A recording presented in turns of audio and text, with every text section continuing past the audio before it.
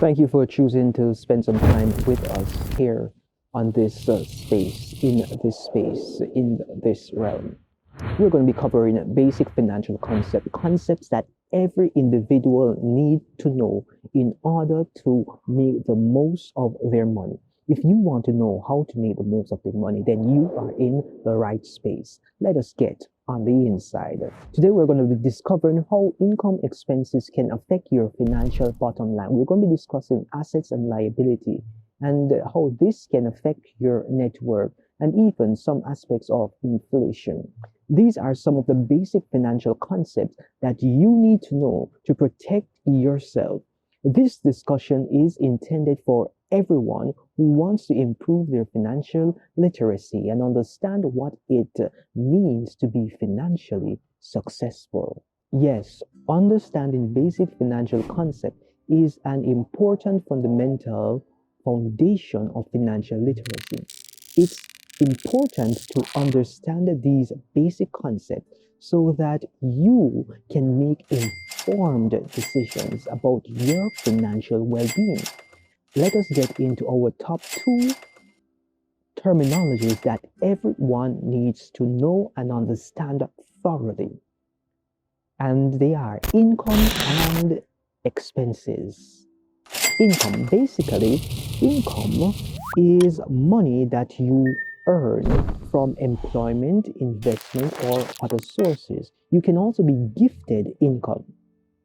The expense is the incurred money that needs to be paid out to suffice for daily living, such as in goods and services. It seems simple, but a lot of persons do not understand the gravity of income and expenditure. So, how can you make income? Let us go them over. Number one, employment.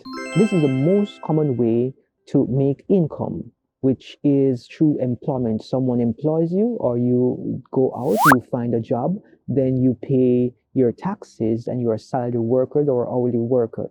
That there is employment. You may have your W-2 and the taxes are deducted before you get your cut of the compensation. So that there is one way. Then we have the self-employed route. So someone who decides that they want to start their own business, their own endeavor, would decide to make an income by themselves, either as a sole proprietor or as a small business.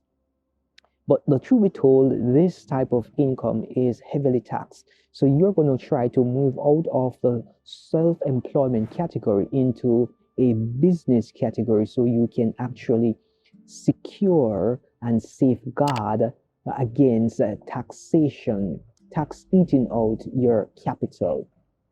The third way you can make income is by renting properties. Yes, if you own property, you can make an income by renting it out to someone else who needs to stay. And in some instances, you can even do rental service. You can rent, you can lease. It all depends on what is needed in your era. Then you can sell products or services. So if you have an idea, you have gone to school, you have done chemical engineering, and you have formulated a product, you can sell that product, and that product can generate an income. If you went to a trade school and you become a barber, a carpenter, whatever it is, you can offer those services and that will generate an income.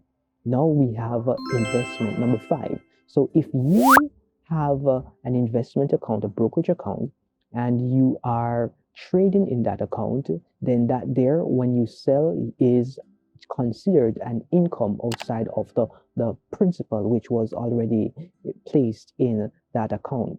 Then we have renting out our personal possession. Yes, we can rent out our personal possession. You buy that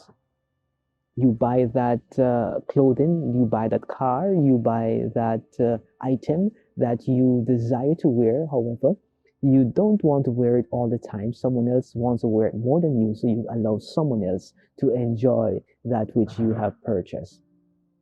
You can also make money by freelancing. Yes, freelancing makes an income by providing services to clients as is needed.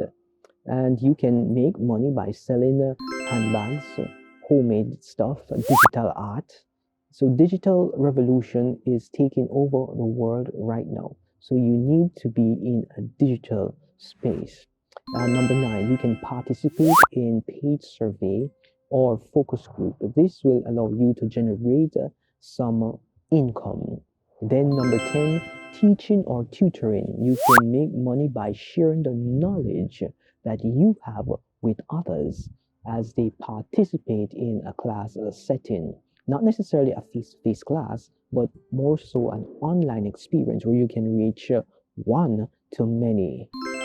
Then we have passive income streams, which are income that you earn with minimal effort, such through rental properties or dividend investment. However, passive income is not as passive as it is made out to be. It takes work in order to generate a reasonable amount of income through alleged passive methodologies. Then we have selling goods or services. So if you have something that is interesting to someone else, you can sell it. You have your used items that others want, then you can sell it for their artwork or for whatever it is that they desire to do with it. And royalties. You can make income from royalties. Royalties are income that you generate based on your intellectual property, such as sales from an ebook. So when I wrote the book Single One, that there generates royalty. So when persons purchase this book, then sales royalty are sent to me. So I am making a commission from the book which has been published. So that there is royalty. Then we have the Social Security, which is a government program that provides income to retired workers or their survivors. And what most persons try to get at the end of their working life is pension. Number 15, a pension is a retirement saving plan that is offered by an employer and provides income to the worker when they retire. But sometimes the pension is not adequate. But this here is also a form of income. Then we have those who engage in part-time or seasonal temporary work. This could include work such as in the farming industry or in the summer work program, whatever it is. And when we place our money in the bank or in any investment vehicle, the interest that we earn on that money is also considered income. And I should let you know that all this income that is generated is taxable.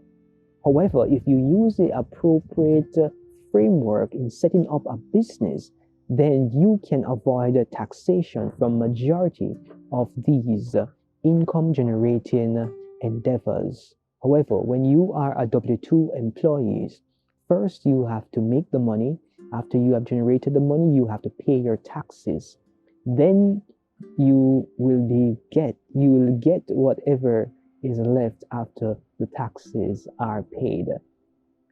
But when you're a business, you get to make the money, you get to spend the money, and then whatever is left, you pay in taxes. So if you look at the shift in when you actually pay taxes, it gives you an idea as to the power of a business.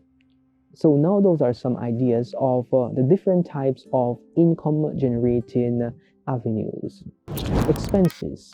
Expenses is important for us to understand because something that people consider an asset is not even an asset. It is actually an expense. It is actually a liability. But let us talk about expenses. Expenses are the monies that you spend on things that you need or want. Some common expenses include your housing. These include or related to your HOA fees, your utility bills, your property taxes, your monthly mortgage payment, your rent payment, the things that surround housing for you to live. Then we have transportation. This could include the expense related to getting around from point A to point B, such as your car payment, your insurance, then you have your gas and the public transportation costs, the servicing, the maintenance of that vehicle. So transportation is also a big burden on many individuals. Then, not to mention food. Food includes the sustenance that you need just to live in this reality. So, yes, food is important. And as such, the groceries that you buy, the ground provision that you get from the market, that there is important. And some persons add another layer of burden to their food bill, which is dining out. After we have covered the food area, we have another area of expense, which is healthcare. This includes expenses related to your medical care, such as your doctor visit, your prescription medication, and your insurance premium. So if you're a sickly person, you're going to need insurance. If you are not healthy, you're going to need to get medication. And if you are very paranoid, then you're going to be seeing the doctor quite frequently. So what is this saying to us? The best way for you to safeguard your health and your wealth is to ensure that you are giving your body the right nutritional resources of raw material that are unprocessed, non-GMOs, that your body can do exactly what it was designed to do to keep you healthy. Now, let us move into clothing. Clothing is another expense, but this expense is not every month, but for some it is every month. You buy a set of clothing just to maintain your lifestyle, your attire, and your presentability. Then entertainment. Entertainment includes expenses related to leisure activity, such as going to movies, going to concerts, and a lot of hobbies that you may have. Then we move into education, number 7. These include educational expenses related to learning, such as your tuition, your textbook, your transportation, your supplies, your laboratory fees. And colleges are very expensive. So if you could choose to go to a community college to start your program, that would be better in saving resources, and then you make the transition for the last step into a college. Then personal care. Personal care, these include expenses related to grooming, like your haircut, your stylist, your nails, your feet, and all the other waxing and things relating to your personal hygiene that you tend to do just in order for persons to be in a state where they appreciate your presence. So you don't want to go to someone smelling awful. So because of that, you decide to buy antiperspirant and other material that could aid in how your presentation is enjoyed. Then we have a debt payment. The debt payment is an expense that we need to understand and know that if we are drowning in debt, then our debt to income ratio can damage our financial and debt worthiness. This includes expenses related to paying off your debt, such as your credit card balance, your student loan, your car loan, your high interest debts that you may have. I hope that none of you have any relations or any associations with loan sharks, because those debts will kill you alive. Then we move into number 10, which is saving. And you may be saying, how can saving be an expense? Well, if you save money and you gain interest on that money, then you have to pay taxes on that money. So saving can be also an expense. But this is good because it gives you a little surplus in order to put towards your retirement or your emergency fund. Then we have insurance. Insurance comes every single month for some, and for some it is quarterly, others it is yearly. But however you pay your insurance policy, these include expenses related to your insurance policy, whether it's the health insurance, whether it is the car insurance, the home insurance, and the more assets or liabilities you have, the more in insurance you will have to pay.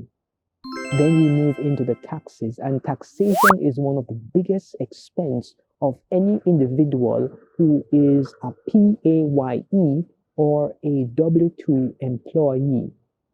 So these include your income tax, your state income tax, your federal income tax. These include your social security tax, your Medicare tax, your insurance, and the other taxations that come out depending on your jurisdiction. So you have to just be mindful of that.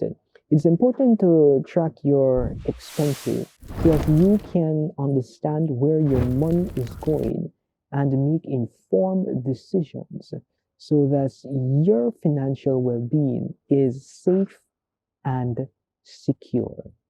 So now that we have understood and covered the areas of income and expenses, just a recap. Income is money that is coming in, and your expenses is money that is going out. If you have more money coming in than going out, it means at the end of the period you're in positive. But if you have more money going out than you have coming in, it means that you're going to be in negative. But if you have money coming in equal to money going out, then you are going to be at a stalemate position where it is going to be zero. So you can decide whether you want to have positive cash flow or negative cash flow. Being at zero is a good place to be, but that is not where we want to be indefinitely. Most persons have a balance carrying, so their income at times will not be able to suffice them reaching a positive state. Most persons live paycheck to paycheck. So that mentality, we have to try to shy away from it so as we can enjoy life as how life was designed to be enjoyed. So this is where we're going to be pausing this segment of understanding income and expenses. I hope that this was indeed a blessing to you and you understood the concept so that you can know now how you can make some additional income and what expenses are not necessary for you to carry. Thanks for spending some time with us here on the Dr. Kareem Ainsley Encounter, where we use sense to make dollars. Have yourself a money-filled day. You don't have to struggle through your own personal financial challenges alone. We want to help you to learn how to live a better life as your dreams and plans become a reality. To enjoy more free resources, check out the description, subscribe and join our newsletter to access exclusive insight and information. Do the right thing so you can avoid financial impotency. Don't get caught engaging in financial. Until next time, signing out is Dr. A. From the place where we use sense to make dollars. Have yourself a money-filled day.